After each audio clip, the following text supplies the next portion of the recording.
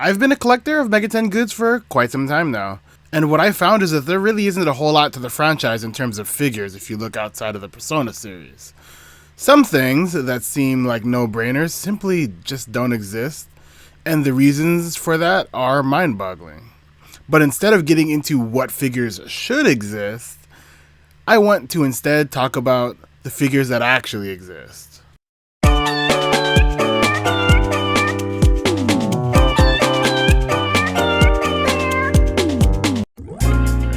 To preface, I won't be going into the Persona side at all, since outside the Lisa statue and some keychains, there aren't a whole lot of things to talk about that isn't Persona 3, 4, and 5. So I'd like to talk about that in its own self-contained video, just like I did with my Jack Frost plush video. I won't cover keychains either in general, and I'm liable to miss some things, as not everything is easily archived, but I'll try my best. Some of the earliest figures aren't actually figures at all. Check these out. Made in the mid-1990s, around the time the print club was booming, these seem to be made in conjunction with the print club. The reason I say that is that the font and graphic design is very similar to what the print club used. They seem to be Gachapon prize stamps, and I own a whole set. They are wild, featuring Jack Bros style, but also Devil Buster Buster's Pyrojack and the standard Pyrojack. The other figures in the set are bizarrely cute. I couldn't tell you the original asking price, however, but I was able to snag these for about 20 bucks. They can go for upwards of 50 for the set, however. My personal favorites are the two Jack Ripper stamps, as they are the only Jack Ripper merch that exists to my knowledge. Though if I'm honest, I'd like to see a revival of Jack Bros in the future, and maybe that'll result in a Jack Ripper and Pyrojack plush set. In 2001, we got even more Gachapon figures. This time, finger puppets for Devil Children, featuring Cool, Veil, Sandman, Mechi, Counting Sheep, and Jack Frost. This is amazing because it gives us some insight into the popularity of characters like Cool and Veil and even Sandman, who all also receive plushes as well. These are tiny, by the way, so I imagine the fingers are the fingers of the tiniest Japanese child. Next, we finally hit mainline with a Nocturne figure. It's important to note that before this point, Atlas was indeed selling SMT figures, but they were fan-made garage kits via the DDSnet fan club. Check out that video for more information, but in summation, those aren't official in the same way. So in 2003, the first figure came as a pre-order bonus.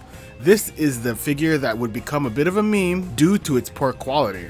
The funniest story regarding figure making and intent from Atlas comes from an interview where they explain Demifiend's neck horn and how it's purposely a different color from his hair, and to ensure that they wouldn't make that mistake in production of this pre-order bonus figure, Okada even flew to China where they were producing the figures to make sure that they're painting the horn a different color from the hair. The quality of the figure itself is rather laughable, but also endearing, hence the meme status it's attained. This same year, there were separate, more high-quality versions of that figure alongside two more Nocturne characters, Chiaki and Isamu. These were packaged with booster boxes for the second Shin Megami Tensei trading card game. These were more detailed and more skillfully painted, and also aren't the last of the TCG bundle figures. In addition to these three, there were three others, Nekomata, Abaddon, and Kukulin. These were released in 2004. I actually think these don't look that great. I called the Isamu, Demifiend, and Chiaki trading card figures high quality, but they still aren't done that well. At best, I'd say they're just a little charming. Jumping back to 2002, there were a few major other releases. This is where we got the Digital Devil Realize set of figures. These are unusual in a number of ways.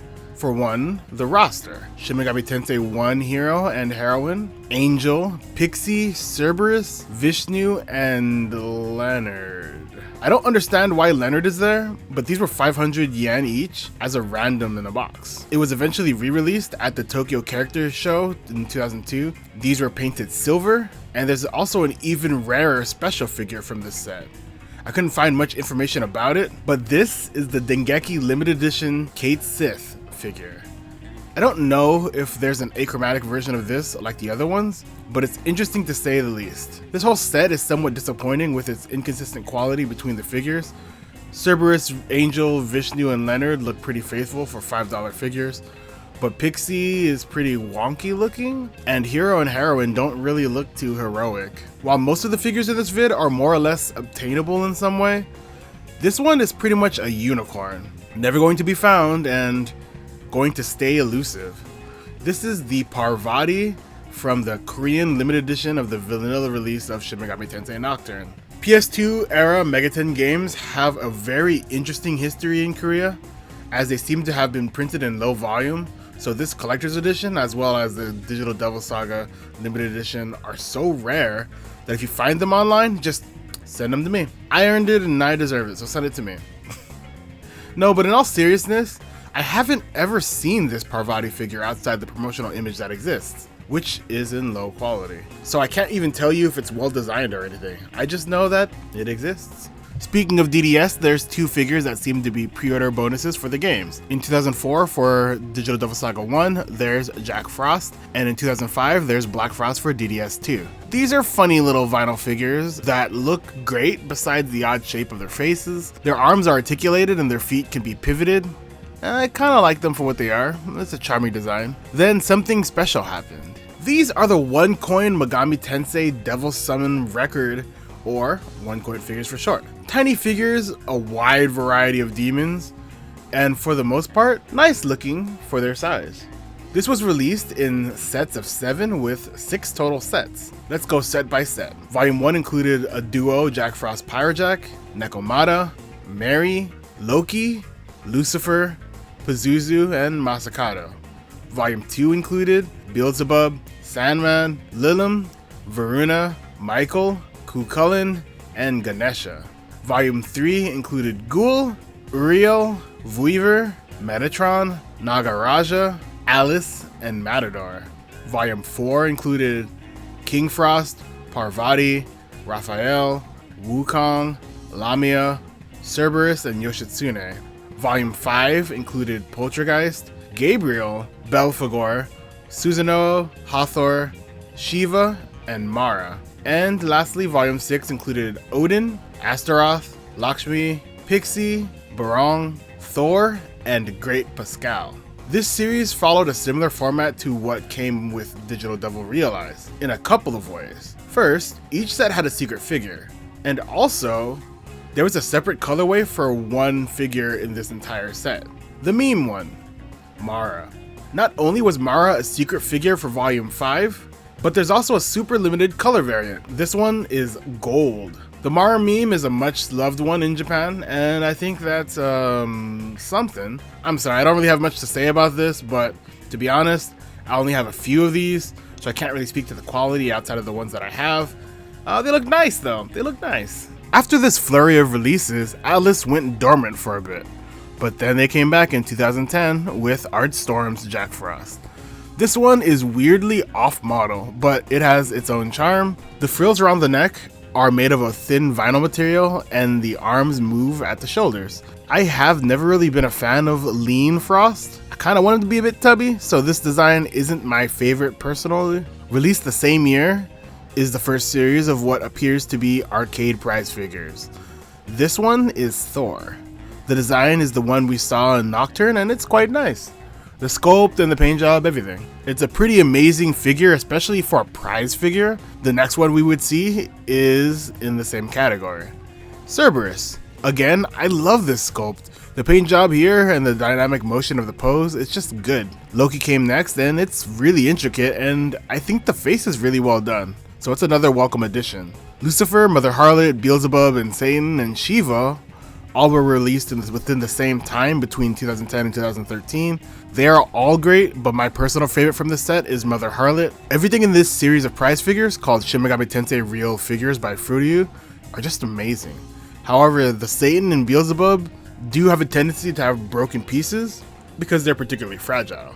Beelzebub has a tendency to have its arms break, and Satan has a tendency to have broken wings due to the intricate sculpting of those areas. There was a separate real figure set from Fruitiu featuring Mothman, McCoy, and Black Frost. These had different boxes from the ones that came before. I don't find these figures to be as great as the other real figures, mostly because the textures of the demons that they chose to make McCoy and Mothman in particular, are just not good for hard plastic.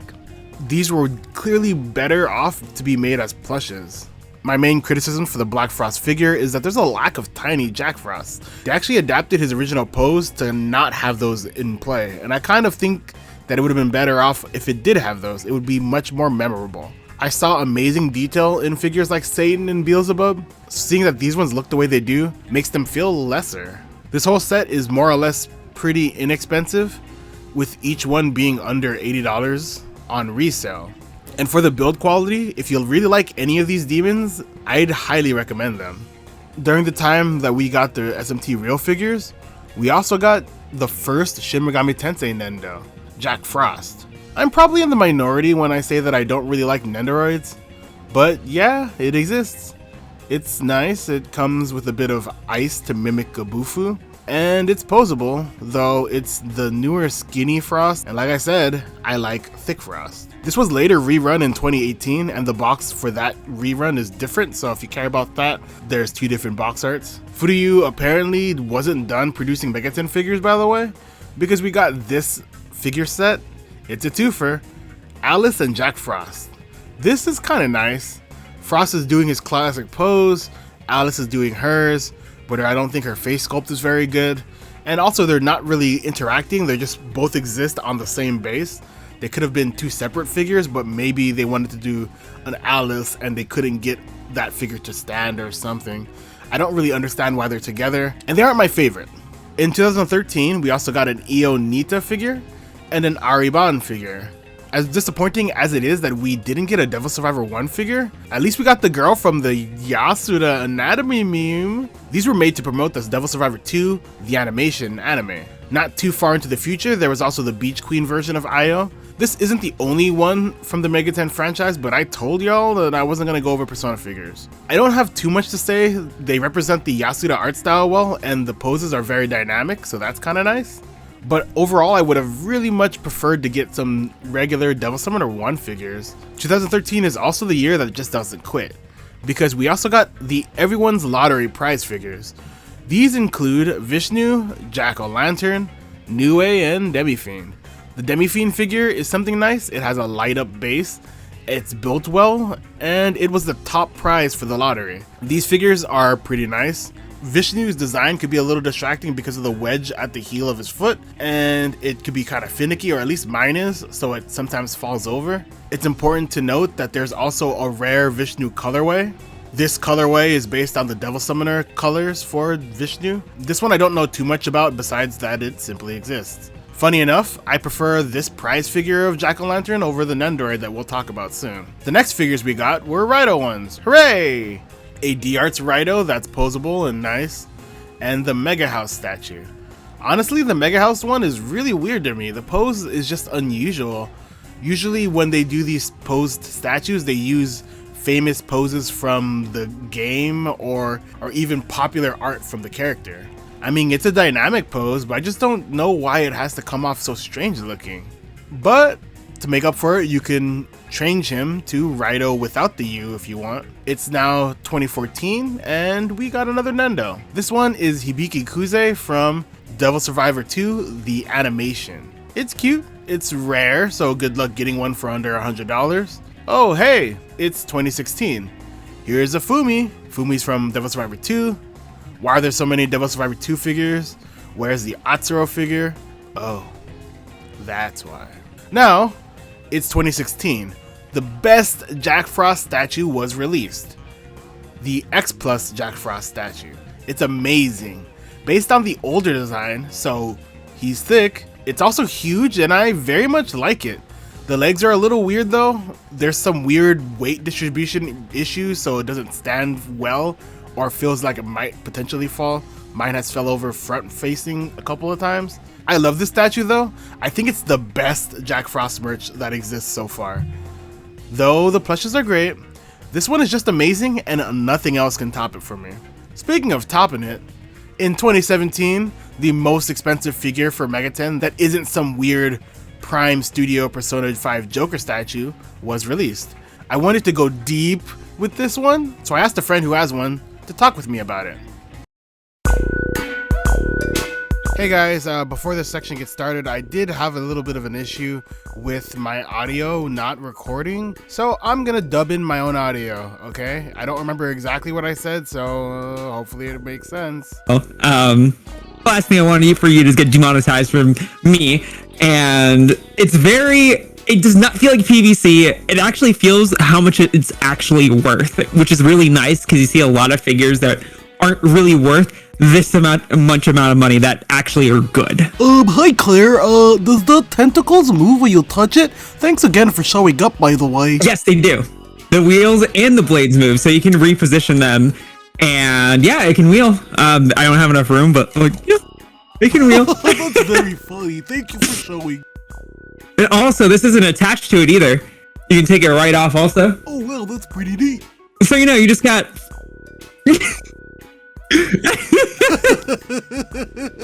Oh, that's so funny. And the tentacles bend too. Whoa!